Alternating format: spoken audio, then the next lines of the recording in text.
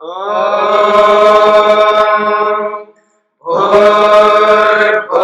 स्वः तत्सवितुर्वरेण्यं भर्गो देवस्य धीमहि धियो यो नः प्रचोदयात्।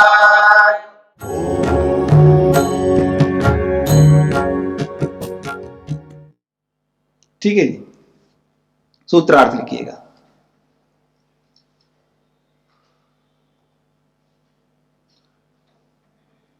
मन परिणाम स्वरूप वाला होने से, मन परिणाम स्वरूप वाला होने से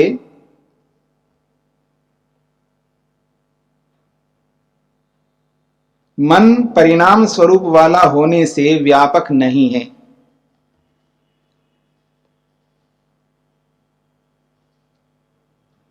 और मन में देशांतर गति, मन में देशांतर गति होने से, मन में देशांतर गति होने से भी व्यापक सिद्ध नहीं होता।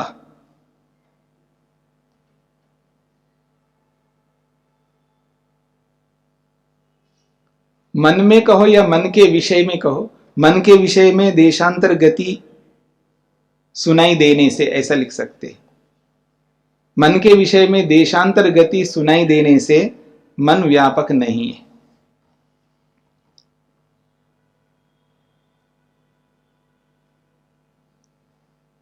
अब अगली बात देखिएगा। मनो न स्याद व्यापकम किंतु भवेद अणु यथा जीवात्मा अनुरस्ति।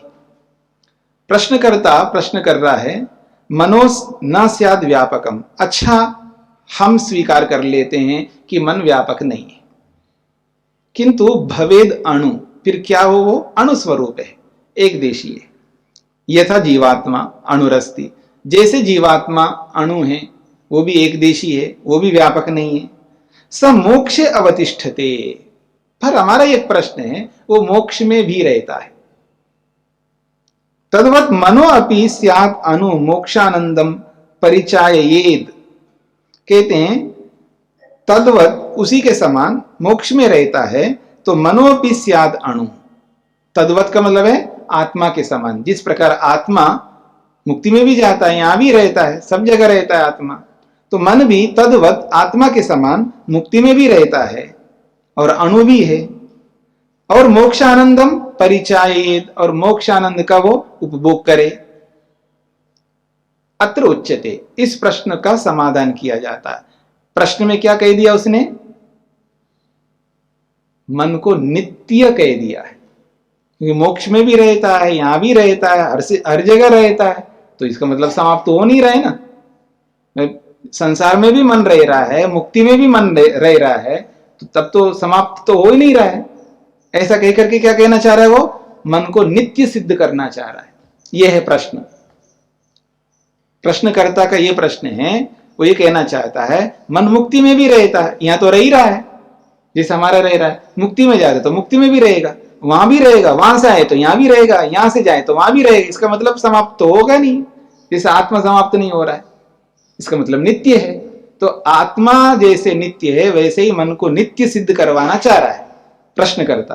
अब उसका समाधान दे रहे हैं, न निर्भागत्वं तद योगात् घटादिवत्। बिल्कुल खंडन कर दिया सिद्धांती ने। ना निर्भागत्वम, भाग रहितता मन में नहीं है। मन निर्भागत्व वाला नहीं है।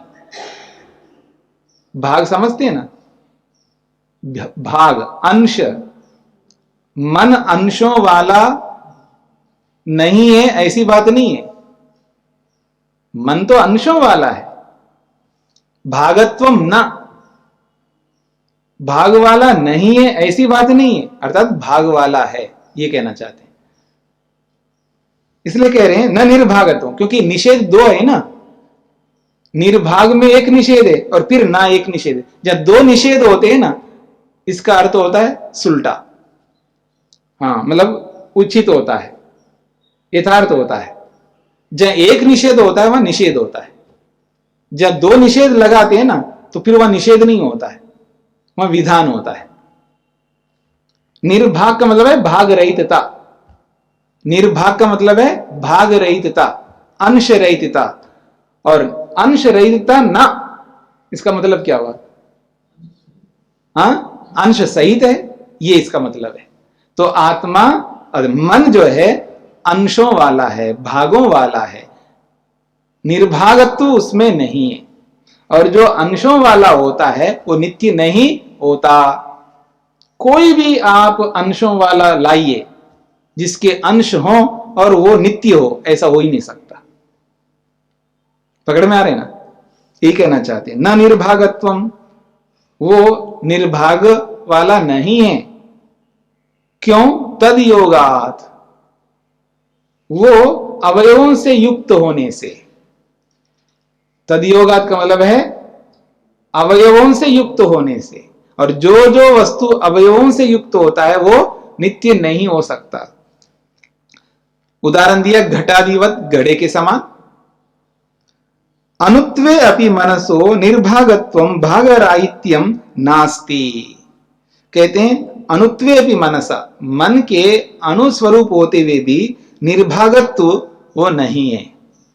भागराहित्यम नास्ति, भाग रहितता उसके अंदर नहीं है, अर्थात भागों से युक्त है। भाग योगात घटादिवत, भागों से, अणुओं से, अंशों से युक्त होने से वो अनित्य है, घड़ादि के समान। यथा घट पट कट व इत्येवमादि पदार्थ, जैसे घड़ा है, पट का मतलब वस्त्र है, कट का मतलब चटाई है। तो जैसे घड़ा, वस्त्र, चटाई, ये सारे के सारे पदार्थ हैं, ये स्वभागेर युक्ता, वो अपने अपने अंशों से युक्त हैं, अपने अलग अलग अंशों से युक्त हैं। प्रयुक्तश्च भवति, और वो युक्त हो चुका है। वो मन जो है अलग अलग अवयवों से, अंशों से युक्त हो चुका है। तथैव, अच्छा, घड़ा, वस्त्र और चटाई जो है अलग अलग भागों से, अलग अलग अंशों से युक्त होकर के एक के रूप में दिखाई दे रहे हैं। तथैव, उसी प्रकार मनोपि, उसी प्रकार मन भी अलग अलग अवयवों से युक्त होकर के एक बन गया। ये बात सर्वजनानुभूति, ये सभी विद्वान जानते हैं। सर्वजन का मतलब है सामान्य जनता नहीं, यहां पर सर्वजन का मतलब है सभी जन। सभी जन कौन? विद्वत वर्ग, जानकार लोग। तो सर्वजनानुभूति का मतलब है सभी विद्वानों की अनुभूति है कि मन जो है अनेक अवयवों से बना हुआ है। नहीं मना सर्वेंद्रिय सह सकृत संयुज्यते। एक और बात कही जा रही है, मन कभी भी सभी इंद्रियों के साथ एक साथ जुड़ नहीं सकता। सत्व रजस तमो भी अवयवश्च लक्ष्यते।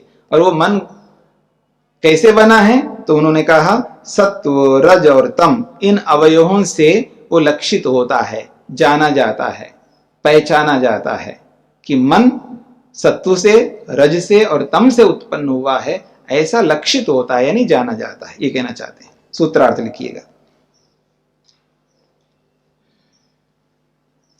मन निरवयव नहीं है, मन निरवयव नहीं है। मन निरवयव नहीं है क्योंकि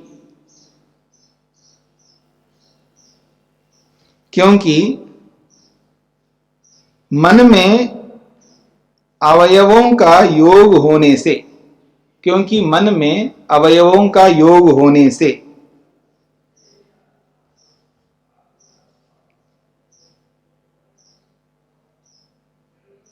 घड़ा, वस्त्र आदि के समान, घड़ा, वस्त्र आदि के समान। फिर भी उसको संतुष्टि नहीं मिली है। फिर प्रश्न कर रहा है, नित्यम स्यात् मनः, मन को नित्य ही होना चाहिए। तस्य जीवात्मना सह नित्य संबंधत्वात्, वो हेतु दे रहा है जीवात्मा के साथ में सदा जुड़ा हुआ होने से मन को नित्य होना चाहिए। क्यों? जीवात्मा के साथ सदा जुड़ा हुआ है, इसलिए।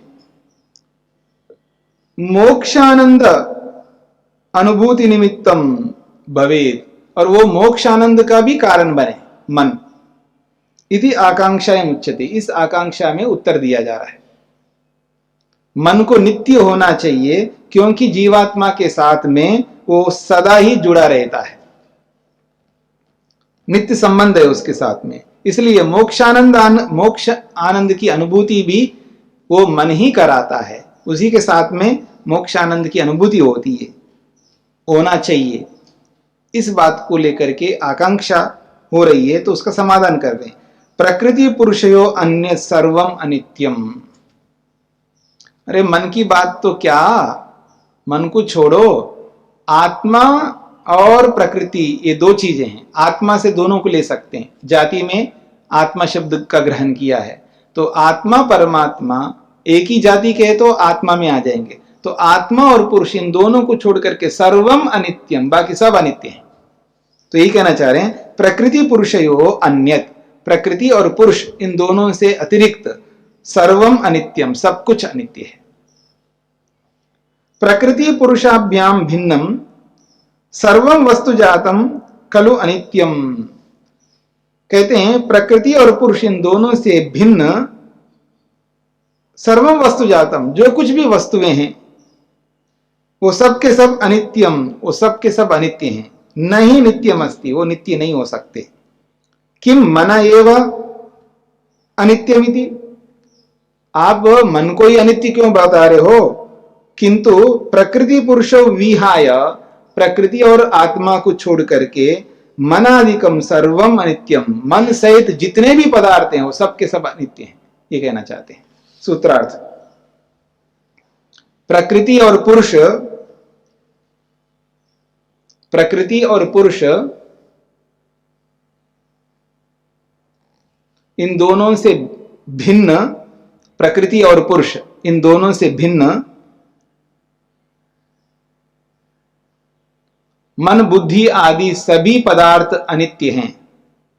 मन बुद्धि आदि सभी पदार्थ अनित्य हैं। अब सिद्धांत क्या बना? जो सभाग है, जो भाग सहित है, जो भागों वाला है, विभागों वाला है, अंशों वाला है, वो अनित्य होता है। और जो निर्भाग है, भाग रहित है, अंश रहित है, वो नित्य होता है। तो कह रहे हैं सभागः पदार्थो अनित्य, भूमिका बना रहे हैं। सभागः पदार्थो अनित्य, जो भागों वाला पदार्थ है, सभाग मतलब है भाग सहित, अनेक भागों से युक्त जो पदार्थ है वो अनित्य होता है।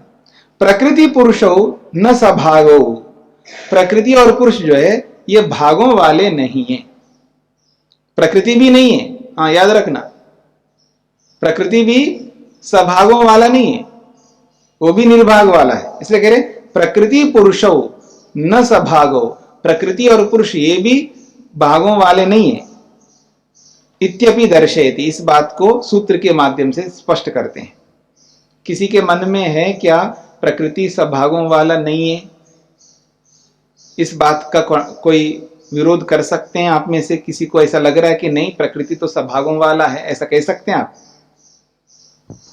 हाँ जी, कार्य रूप प्रकृति भागों वाली है। कार्य रूप की बात ही नहीं चल रही ना, कार्य रूप की बात नहीं चल रही, कारण रूप प्रकृति की। जो कारण रूप प्रकृति है जी, वो सत्य रज तम जिसको कहते हैं जी, तो वो तीन अलग अलग पदार्थ है, इस रूप में वो भागों वाली है। बात ही वो नहीं चल रही ना। सत्व भागों वाला है क्या? सत्व जो है ना, केवल एक सत्व भागों वाला है, यही तो बात हो रही है। ऐसे केवल रज जो है भागों वाला है क्या? और केवल तम भागों वाला है। आप ये क्यों बोल रहे हो कि तीन सत्व रज तीनों को रखो तो तीन है, तो तीन भागों वाला है? ऐसे थोड़ा भागों वाले बनेंगे। भागों वाला का मतलब है एक वस्तु के तीन भाग करो तब भागों वाला बनेगा। प्रकृति तो तीनों को मिलाने पर कहते हैं, कारण प्रकृति जिसको कहा जा रहा है, मिलाने के बाद वो कार्य बन जाता है।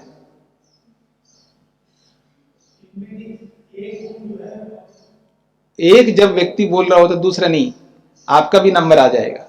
पहले इनको बोलने दीजिएगा। हाँ बोलिए। जिसको कारण प्रकृति कह रहे हैं जी वो उसका मतलब है सत रज तम। जी। तो प्रकृति सिर्फ एक को तो नहीं कहते हैं, यानी सत को सिर्फ वो तो प्रकृति। सामूहिक नाम है ना, प्रकृति तो तीनों का नाम है, वो तो संज्ञा है, वो तो संज्ञा है ना। अब एक बात बताइए, योग क्या है? यम भी योग है, नियम भी योग है, आसन भी योग है, प्राणायाम भी योग है, प्रत्याहार भी योग है, धारणा भी योग है, ध्यान भी योग है और समाधि भी योग है। ठीक है ना? योग कहने से आठों आएंगे। इसका मतलब क्या वो आठों एक ही चीज है या अलग अलग है? अलग अलग है ना। तो अब यम तो यम है, तो ठीक इसी प्रकार से प्रकृति का मतलब सत्व भी प्रकृति है, तम भी प्रकृति है, रज भी प्रकृति है। जैसे यम भी योग है, नियम भी योग है, वो तो नाम दिया है ना, हमने नाम दिया है ना। आपको स्पष्ट हो गया? अब माइक पीछे दे दीजिएगा। स्वामी जी, इसमें एक गुण अगर प्रमुख होता है तो बाकी के दो गुण गौण रहते हैं। किसमें? एक समय में किसमें? तीन गुण हैं। मेरा प्रश्न को समझो पहले, फिर उत्तर दो। जी, आपने कहा एक प्रमुख रहता, बाकी गौण रहता है। किस वस्तु में? किसी भी समय। फिर देखिए, किसी में जब पूछ रहा हूं तो आप वस्तु बताओ ना। जिस वस्तु में मन में लगा लीजिए। मन में लगा, वो तो कार्य पदार्थ है जी वो तो कार्य पदार्थ है। जी, कार्य पदार्थ है ना वो। मैं तो कार्य पदार्थ की चर्चा कर ही नहीं रहा हूं, मैं तो प्रकृति की चर्चा कर रहा हूं।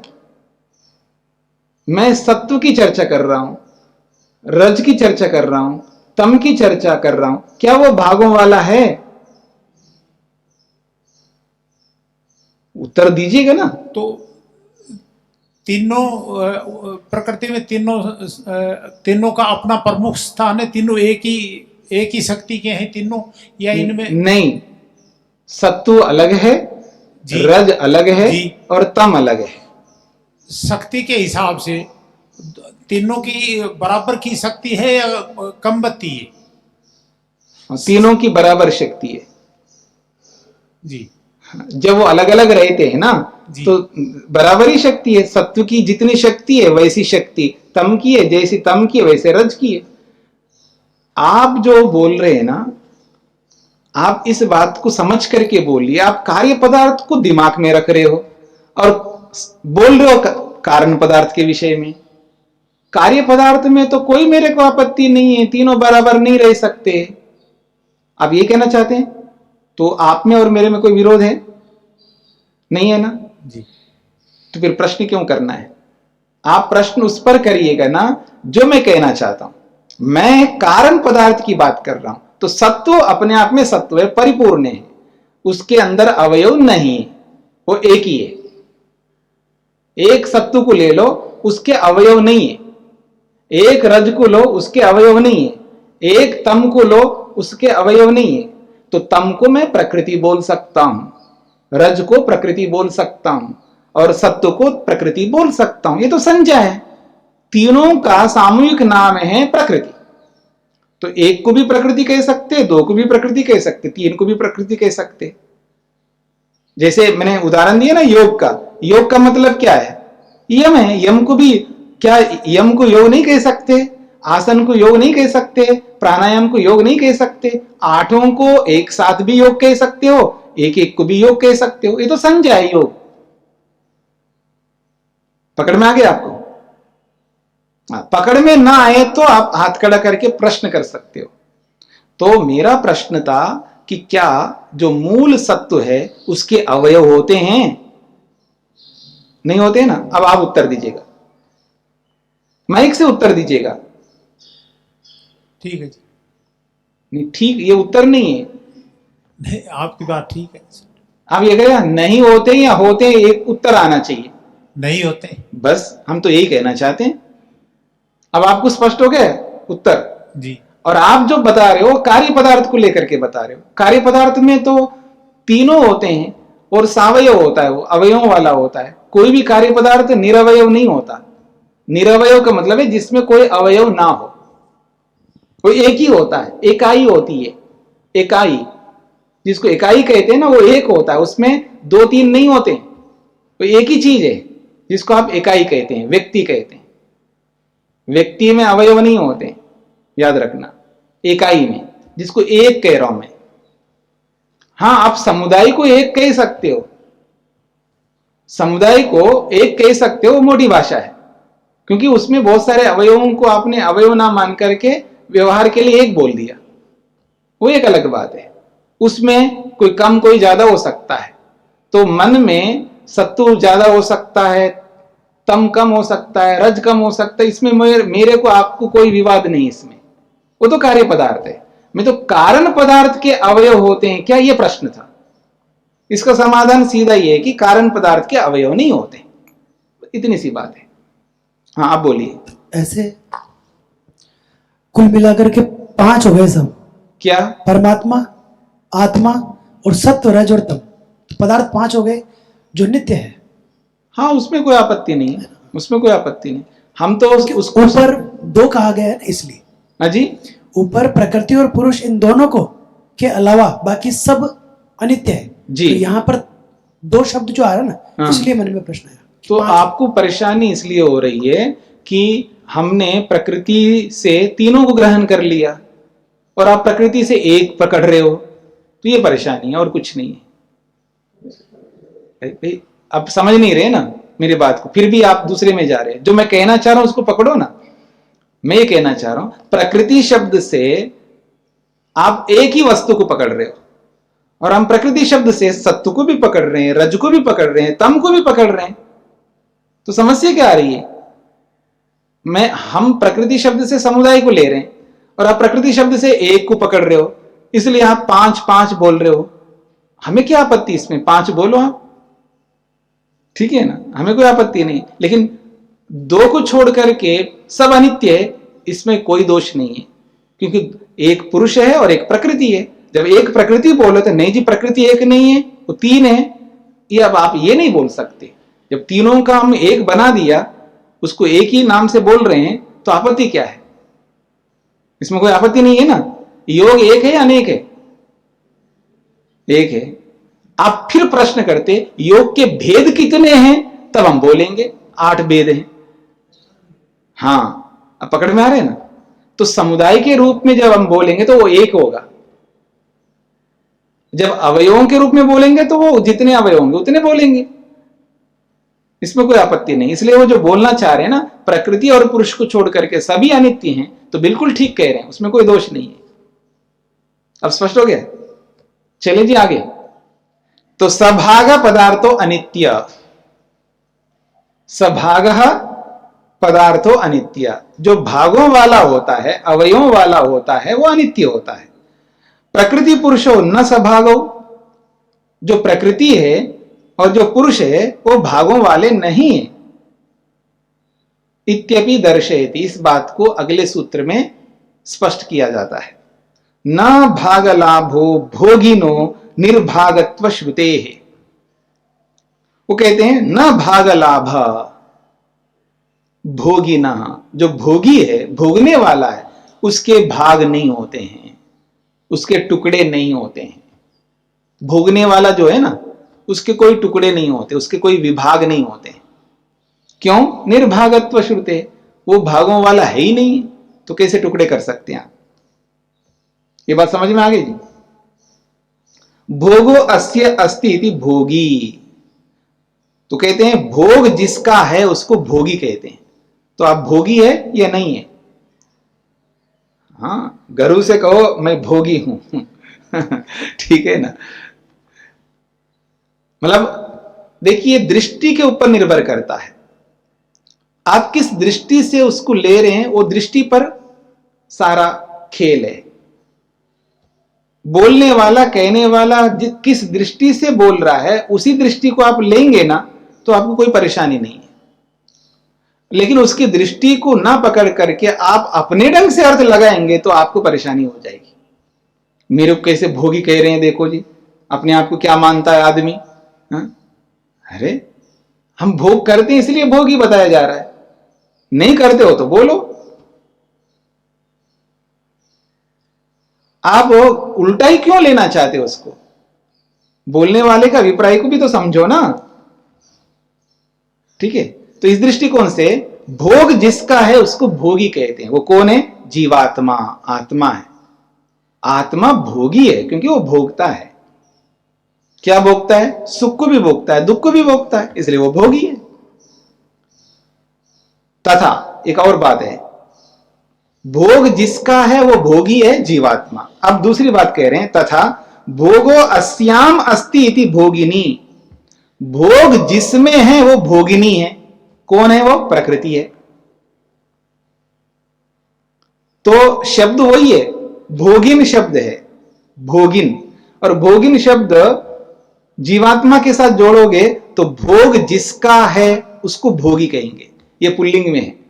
और भोग जिसमें है तो भोगिनी बनेगा, तब वो स्त्रीलिंग बन जाएगा, क्योंकि प्रकृति में भोग है, इसलिए वो भोगिनी है।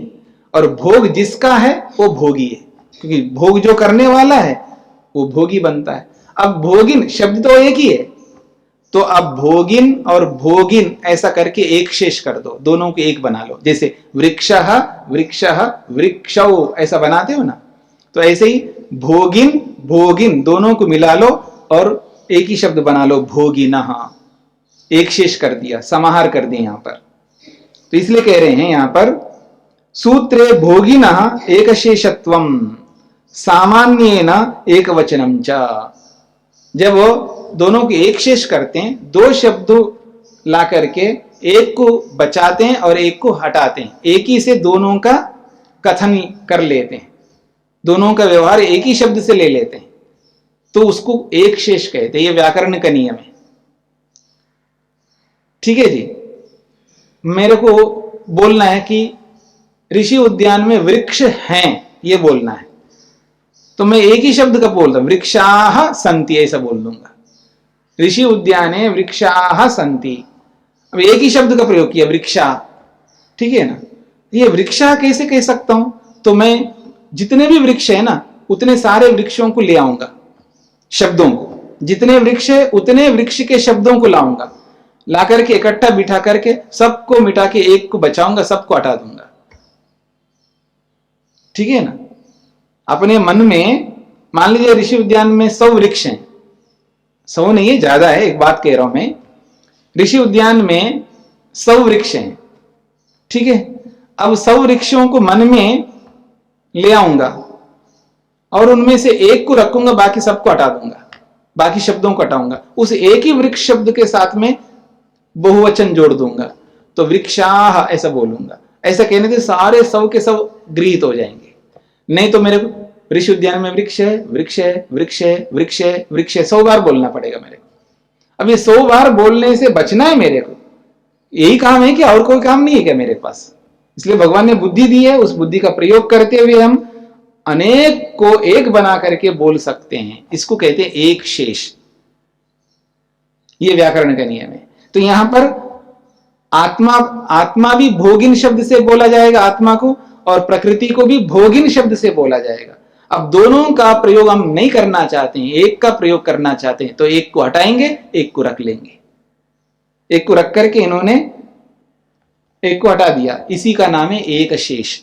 तो यही बात कहना चाह रहे हैं। सूत्रे भोगिनः, सूत्र में जो भोगिना पद है वो एक शेषत्वम सामान्येन एक वचनम च, वो एक शेष करके एक ही शब्द को ग्रहण किया है और सामान्य रूप से एक वचन डाल दिया। वहां पर जब एक शेष करते हैं तो वहां बहुवचन भी डाल सकते हो और एक वचन भी डाल सकते हो। जब एक वचन डालेंगे तो समाहार करते हैं और बहुवचन डालते हैं तो इतर इतर करते हैं।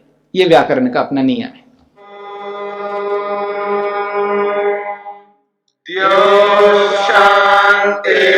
शांतिरंतरिक्षं शांति पृथिवी शांतिरापः शांतिरोषधयः शांतिः वनस्पतयः शांतिर्विश्वे देवाः शांतिर्ब्रह्म शांति सर्वं शांति शांतिरेव शांति क्षमा शांतिरेधि ओम शांति शांति शांति।